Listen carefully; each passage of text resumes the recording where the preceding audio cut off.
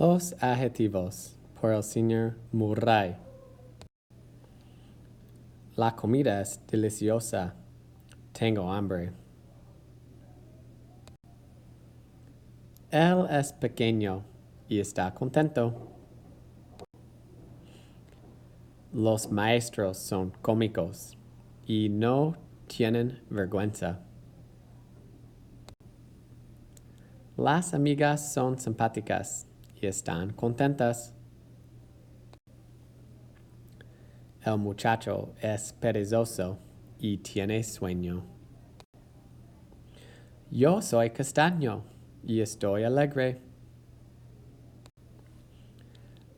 La chica es divertida y está emocionada. Hace sol y ella es mimada. Ella tiene el pelo rubio y tiene calor.